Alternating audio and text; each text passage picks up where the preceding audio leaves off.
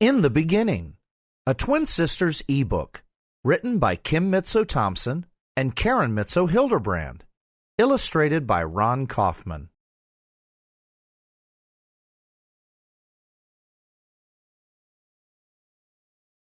In the beginning, God created the heavens and the earth. These are the very first words in the Bible. Then God began to make everything. God said, "Let there be light." And guess what? There was light. God called the light day, and the darkness he called night. That was the end of the first day of creation. On the second day, God made the oceans. Then he put the blue sky between the ocean waters and the darkness of space. The second day was over. On the third day, God gathered the waters together and made the dry land appear. He made tall mountains and very long rivers. God called the dry land earth, and the water he called sea. Then God said, "Let there be plants on the earth, and all the things that grow." On the fourth day, God said, "Let the great lights appear in the sky." Just by saying these words, God made the sun and the moon and the stars. He made them out of nothing at all. God looked at all that he had made, and he saw that it was good.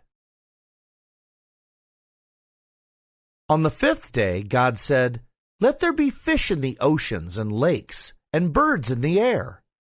The oceans were filled with sharks and dolphins and whales. In the sky there were robins and cardinals and giant bald eagles. This all happened on the fifth day. God looked around and said that everything was good. God created so much on the sixth day. First, God said, "Let there be animals upon the earth." Soon there were giraffes, zebras, and lions, and tigers, and bears, tiny chipmunks, and little black squirrels. Can you imagine creating all the animals? That must have been great fun. God wasn't finished that day. Next, God said, "Let us make people." The man named Adam was God's most amazing creation. Adam was so very different than everything else God had created. God created Adam in his own image. That means Adam could think and make choices. He could talk to God. Adam and God were the best of friends. Adam and Eve were the first man and woman on earth. God gave them a beautiful place to live called the Garden of Eden. God allowed them to eat everything in the garden except for the fruit on the tree that grew in the middle. This was the only rule that God wanted Adam and Eve to follow. One day, when Eve was walking through the garden, a serpent appeared. The serpent said, "God does not want you to eat the fruit from this tree, because you will become as wise as him, and you will know the meaning of good and evil."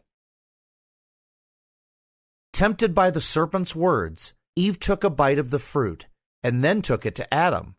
They both broke God's only rule. God knew that Adam and Eve had disobeyed him. He was very sad. He told Adam and Eve to leave the garden.